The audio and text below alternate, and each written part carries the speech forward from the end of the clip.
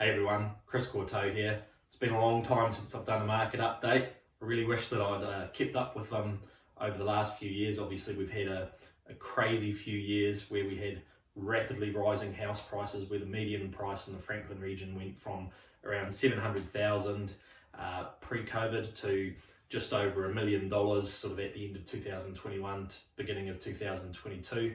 Then it's come crashing right back down to around the 800,000 mark in February of this year.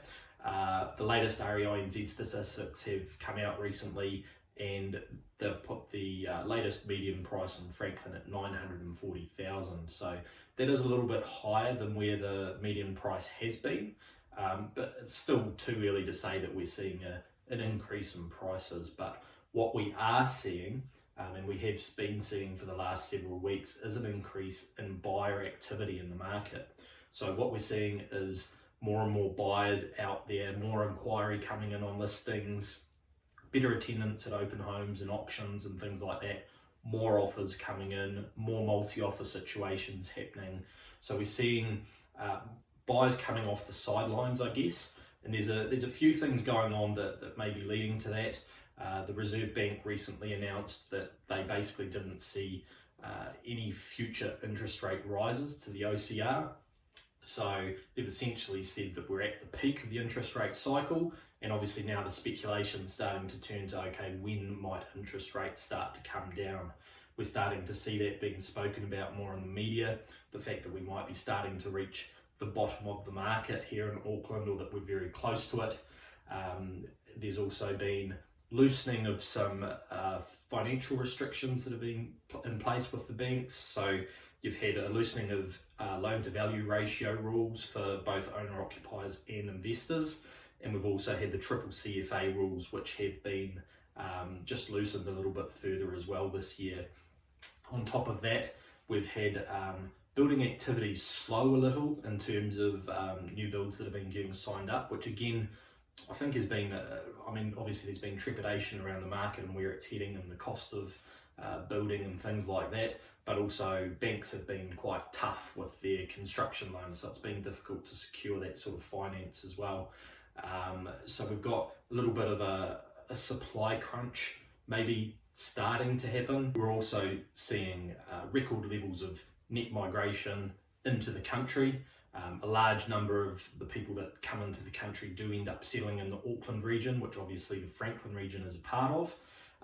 So we've got, at the same time that we're having this supply crunch, we've got demand building as more and more people arrive into the country. So I think there's more and more media coverage around these things that are going on, and I think that's really spurring buyers to get off the sidelines, those people who maybe have been just waiting to see if prices decrease further.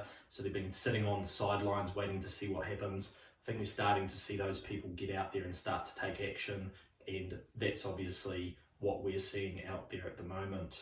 So with 61 sales happening last month, that's a slightly higher level of sales than we have been seeing over the last few months. So again, we're starting to see in the statistics some of this activity showing up.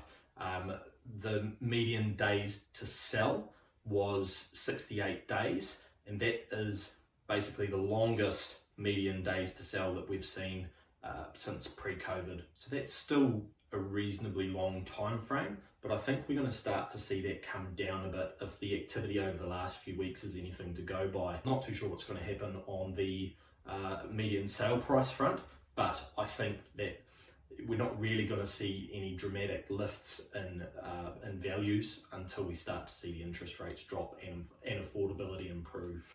So essentially, the market's getting busier.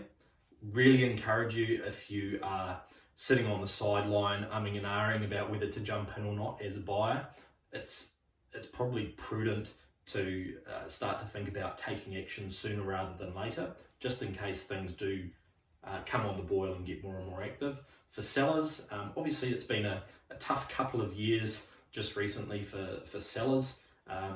The situation seems to be improving. So if you've been contemplating making a move, but you maybe wanted to wait for market conditions to be a little bit better, now's not a bad time to be having a chat to your local agent and discussing maybe how you can capitalise on the changes that we're seeing in the market.